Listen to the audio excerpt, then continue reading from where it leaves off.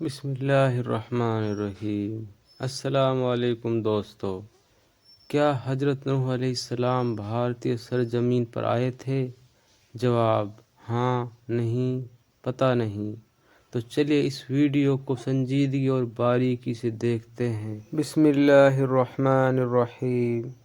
حضرت نوح علیہ السلام کی قوم بت پرست تھی۔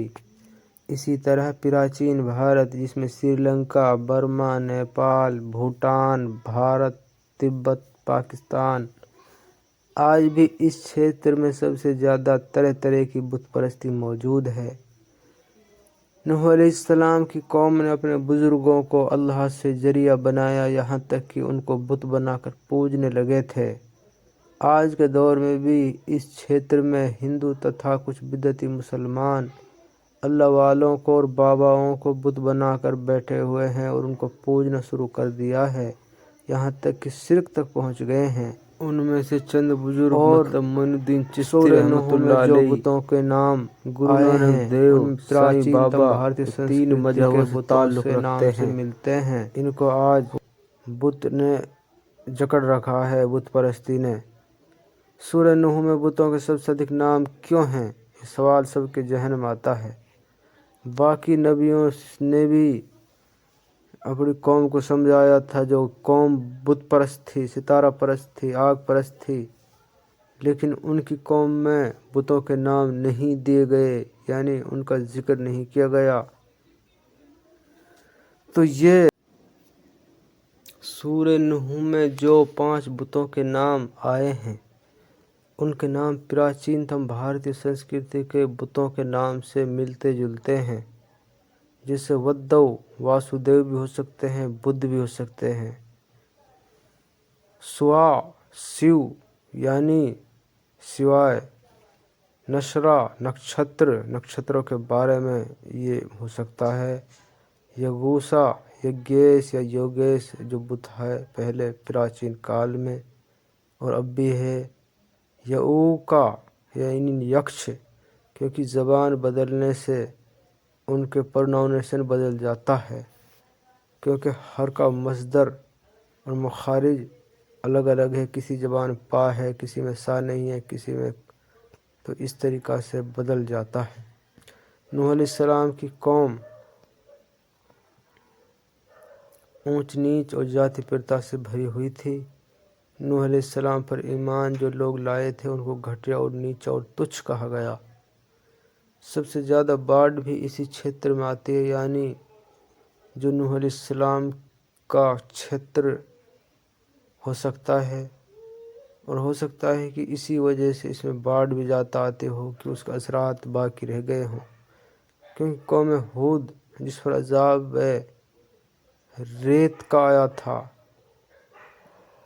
اور اس لیے اللہ پاک نے، کیونکہ وہ ریگستان میں رہتی تھی، سعودی عرب کے اندر ریگستان پایا جاتا ہے، تو اسی کو اللہ نے عذاب کا ذریعہ بنایا تھا۔ آدم علیہ السلام سری لنکا میں اترے تھے، حدیث کے صاف طور سے بات کہہ رہی ہے، تتھا شیش علیہ السلام بھارت کی زمین ایودھیا میں اس کی قبر بتائی جاتی ہے۔ یہ دونوں شروعاتی نبی تھے۔ نوح چوتھے نمبر کے نبی تھے۔ سمبھاونا یہ بڑھ جاتی ہے کہ نوح علیہ السلام بھی اسی زمین یعنی ہند پاک کی زمین میں آئے ہوں۔ پرانوں اپنشدوں میں منو کی کشتی کی بھوشیوانی کی گئی ہے۔ آدم علیہ السلام تتھا شیش علیہ السلام کو جو دھارمک گرنتھ یعنی صحیفے دیے گئے تھے قرآن کے مطابق، ہو سکتا ہے ان کی بھوشیوانی، کیونکہ وہ پہلے نبی تھے، نوح علیہ السلام بارے میں بھوشیوانی ہو اور وہ ان کی کتابیں یا صحیفے ہوں۔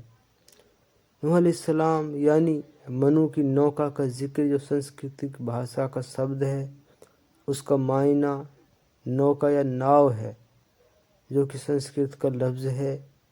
یہ بھی ایک دلیل بنتی ہے۔ اللہ نے بہت سے نبیوں کو نام سے نہیں بلکہ گن سے پکارا ہے، ان کی صفت سے پکارا ہے۔ تو نوح علیہ السلام کی اس سے پہلے حضرت موسیٰ علیہ السلام کو، جس کا معنی پانی سے نکلنے والا، یعنی موسیٰ علیہ السلام کو اللہ پاک نے نجات دی تھی، اور اس لیے ایک نبی کو مچھلی والا کہہ کر پکارا کیونکہ اس کو مچھلی کے پیٹ سے اللہ نے ثابت نکالا۔ اس طریقہ سے بہت سے نبیوں کا ذکر ہے۔ اسی طریقہ سے محمد صلی اللہ علیہ وسلم کو بھی چادر اوڑھنے والے اور کپڑا اوڑھنے والا کی طرح پکارا ہے، اور حضرت آدم علیہ السلام بھی گیہوں والا پکارا کیونکہ جنت میں اس نے گیہوں کا دانہ کھا لیا تھا، یا ہو سکتا اس کا گیہواں رنگ ہو، اس وجہ سے اس کا نام آدم ہو۔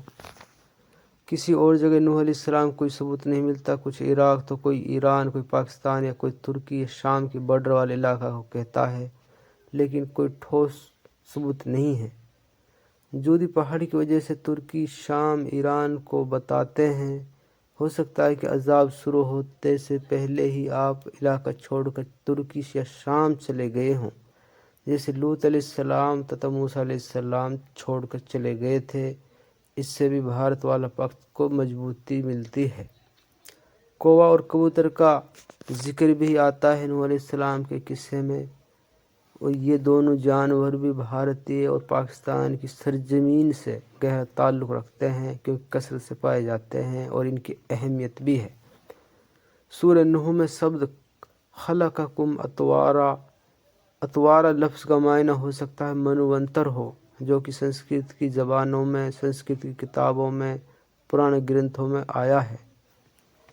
عالم آتما یعنی عالم ارواح، عالم قبر یعنی عالم برزخ، عالم حشر یعنی قیامت والے دن، عالم آخرت یعنی جنت اور جہنم میں جانا۔ یہ میری دماغی سوچ تھی جو میں نے اس ویڈیو میں بتائی ہے، یہ میری تحقیق تھی۔ اللہ عالم۔